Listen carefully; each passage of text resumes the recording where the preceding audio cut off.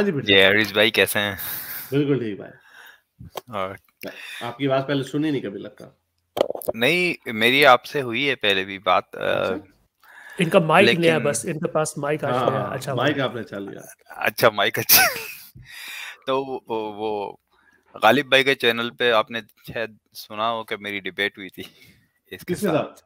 नादिर अहमद शाह के साथ एम्ब्रियोलॉजी पे। ओ अच्छा, नहीं मैंने नहीं देखी। अच्छा देखी नहीं है? हाँ देखिएगा।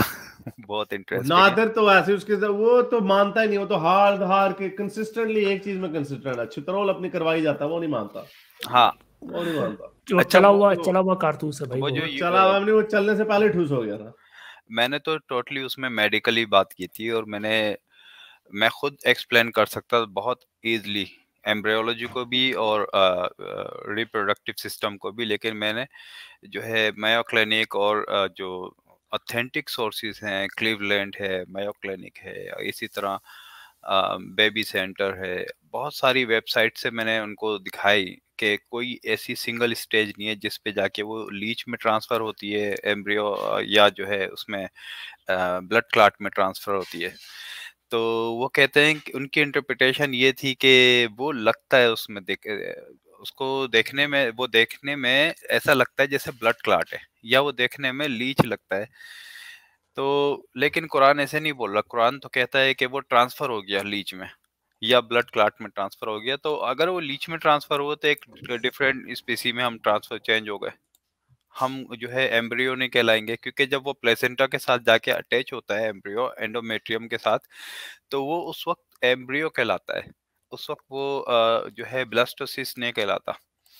तो इन्होंने वही सारा तरीका अपनाया था जो जाकिर नाइक ने किसी वक्त में विलियम कैम्बल के साथ किया था, कि लोगों अपनी ऑडियंस को बेवकूफ़ बनाया। उसने कहा कि नहीं देखो वो तो ब्लड क्लॉट के जैसा नज़र आता है।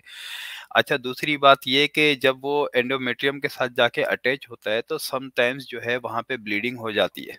तो वो जो ब्लड है वो एम्ब्रियो के साइड्स पे नज़र आ रहा होता है, प्लेजेंटा वाली साइड पे, जो कि एक प्रॉब्लम होती है। उसके लिए फिर वो जो है बार बार उसका अल्ट्रासाउंड किया जाता है, उसमें वो देखा जाता है कि ये जो इस वक्त सिचुएशन है, ये जो ब्लड है ये कितना, यानी ब्लड क्लॉट कितना बड़ा है या इसका साइज क्या है।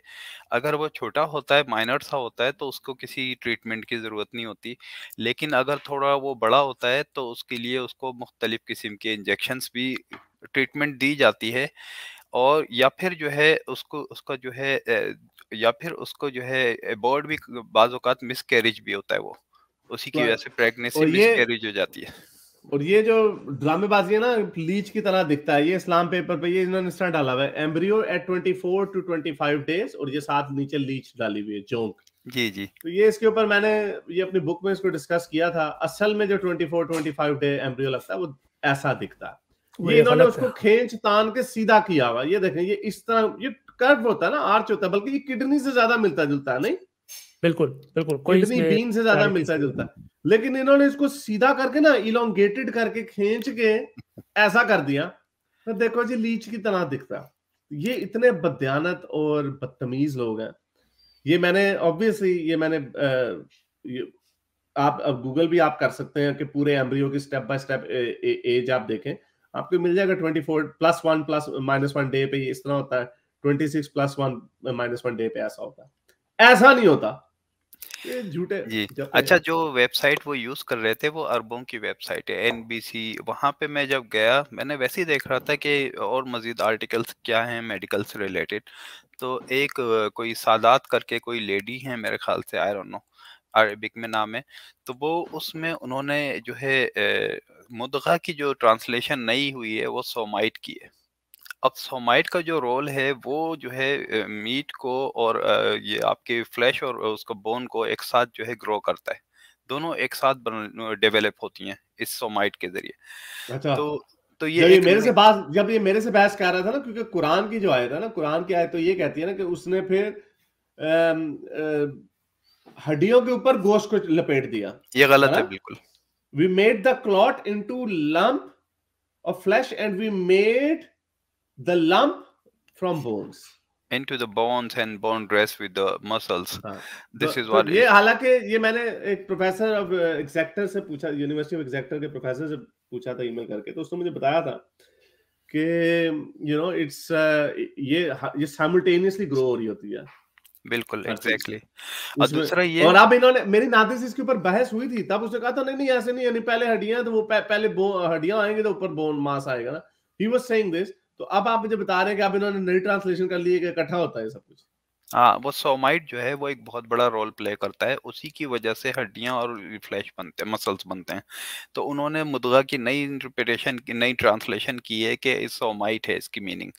अब वो वो जो च्यूएबल जो मीट है उसको चेंज करके उन्होंने एक बिल्कुल च्यू सब्सटेंस उसको चेंज करके उन्होंने उसका नया ट्रांसलेशन किया। मैंने उनको ईमेल की, अभी तक कोई उन लोगों ने जवाब नहीं दिया। तो और जो वेबसाइट वो यूज कर रहे थे वो मेडिकल बोर्ड से रिव्यू भी नहीं हुई, यानी उसके कोई रिव्यू। शेरजान के बच्चे आप ही बना बनू के बैठे हैं, कौन इनको किसने पूछना है। ये 4 स्टेप्स हैं इसके।